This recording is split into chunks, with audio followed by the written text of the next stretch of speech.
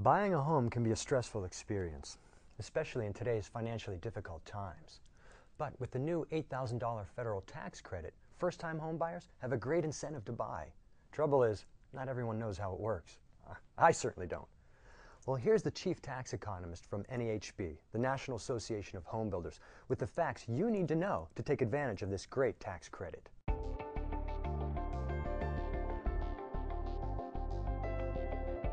So who's eligible to claim the tax credit? First-time home buyers are eligible for the tax credit, and the law defines a first-time home buyer as someone who has not owned a principal residence in the 3 years prior to the purchase that they would use to claim the tax credit. What if I'm buying the house with someone else?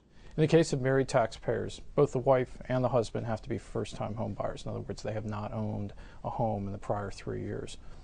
In the case of non-married joint buyers, only one of the joint purchasers has to be a first-time home buyer, and the IRS rules allow them to allocate the full credit amount to that qualified buyer, the person that hasn't owned a home previously. How is this tax credit going to help home buyers and sellers?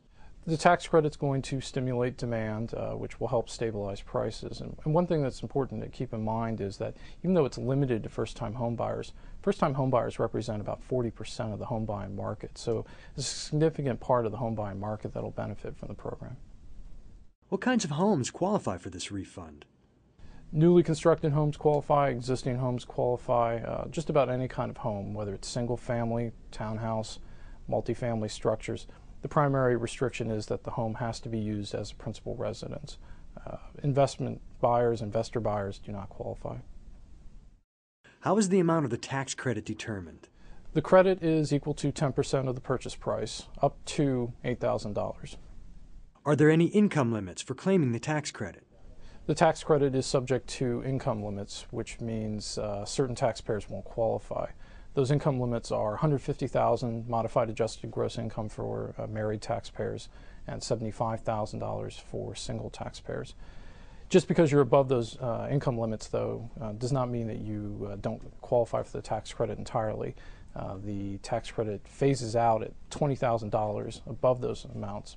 So, for example, a married taxpayer that has an adjusted gross income of $170,000 qualifies for a zero tax credit.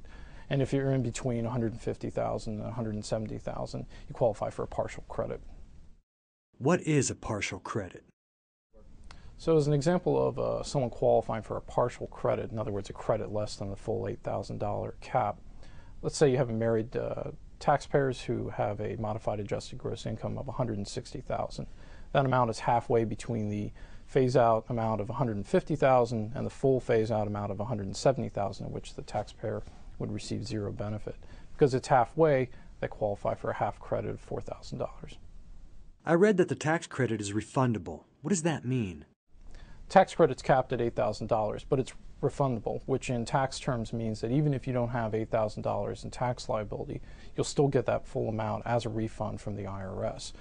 This is particularly important for first-time home buyers because the average first-time home buyer only has about $5,000 in income tax liability in a given year. So in that case, if you have $5,000 in tax liability but you qualify for an $8,000 tax credit, you'll be getting a refund of at least $3,000 from the IRS. How is the homebuyer tax credit different from the tax credit that Congress enacted in 2008? The $8,000 tax credit is effective for purchases between January 1st in 2009 and December 1st, 2009. And unlike the $7,500 tax credit of 2008, which was effectively a no-interest loan, this is a true tax credit. The $8,000 can be kept. There is a recapture requirement, which is that you have to hold the home for at least 3 years, but that should not be a problem for most home buyers. If I bought a home in 2008, do I qualify for this credit? If you bought at the end of 2008, unfortunately, you're subject to the old tax credit rules, which means that you have to pay it back over 15 years. If I'm qualified for the tax credit and buy a home in 2009, can I apply the tax credit against my 2008 tax return? If you buy a home in 2009, you can claim the credit on your 2008 tax return, which significantly accelerates the moment in time in which you benefit from the refund. The way you do that, if you buy the home in early 2009, say before April 15th, you can claim it on your return when you file. If you claim it after you file your tax return, say in May or June, you file an amended tax return. That can be done with a 1040X. The IRS usually processes amended tax returns within 8 to 10 weeks. When can I claim the refund? What about buying existing versus building new? The eligibility date is determined by the date of purchase, which for most home buyers is the date in which you actually close on the home, you receive the title to the home. The only exception to that is in a case in which you build your own home, assembling your own contractors. In that case, the date is the date of first occupancy. Can I claim the tax credit if I purchase my home through a mortgage revenue bond program?